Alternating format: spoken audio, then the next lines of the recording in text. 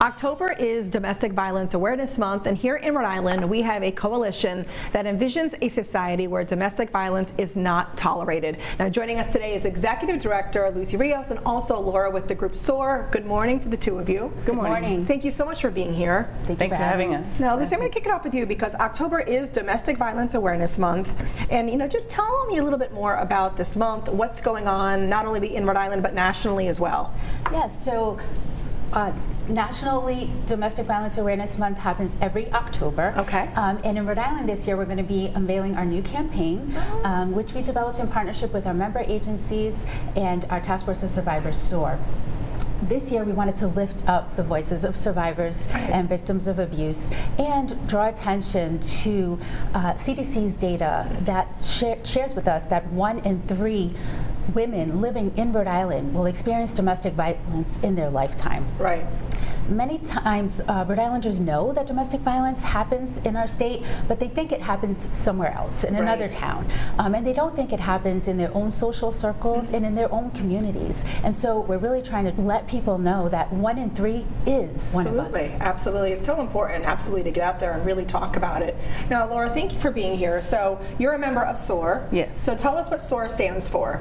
SOAR is Sisters Overcoming Abusive Relationships, and it's a task force of the Coalition Against Domestic Violence where we kind of help move the legislation that we try to pass every year and all the needs of the survivors. Absolutely. And now there is an image, and we're going to show the image as well. And tell me about this particular image, because this is really important for the campaign as a whole. The picture for the campaign is going to be me and a couple of friends having coffee.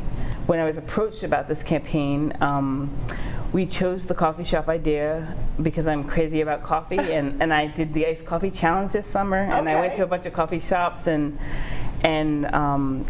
it kind of got the coalition's like, oh, if we do coffee, maybe she'll do the campaign. Right, it was important to you. It made it personal. Absolutely. So and it's a good way to show that survivors are just like everyone else, and that survivors are not alone. Absolutely, which is very important to note. Definitely. And for the past 28 years, I've been a member of SOAR, and we want people to know that victims and survivors of domestic violence are women in our community, part of our friend groups, our families, and our neighbors. Absolutely. And that brings me to this, 1 in 3 women in Rhode Island, as you said, are experiencing abuse, and that's a high number. So tell me this, what are some signs that someone is being abused?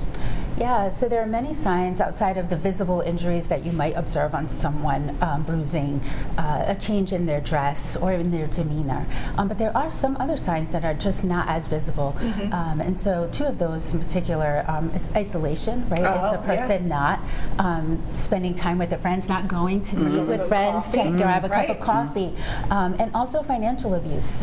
So not having the disposable income available to them to be able to go out and meet up with friends for coffee or go for a walk, and so financial abuse is when your partner is in control of all of the finances. Maybe puts you on a budget or doesn't let you have access to the bank accounts, or you have to ask for permission or account for every dollar that you spend. And so those are some warning signs that someone that is experiencing domestic violence. And now, our viewers out there, if they know somebody they're concerned maybe for themselves or a friend, where should they go? Where should they turn?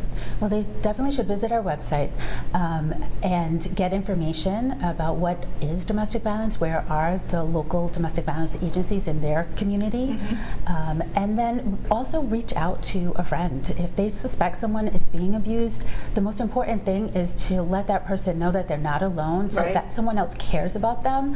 So reach out, be in community with them, and just let them know that you're there and ready to listen. Absolutely. And Lisa, where can we see the campaign? Where is it going to be? We're really excited to be able to showcase the campaign throughout the state, so look out for buses. You'll hear it on the radio ads, digital campaigns. We'll be putting up posters in the community, listening for Pandora, and it's available both in English and in Spanish. Very important. So those are some of the places where you'll be able to see our campaign throughout October. Thank you both so much for being here today. Such, again, an important topic, and I appreciate you both coming to discuss it with us.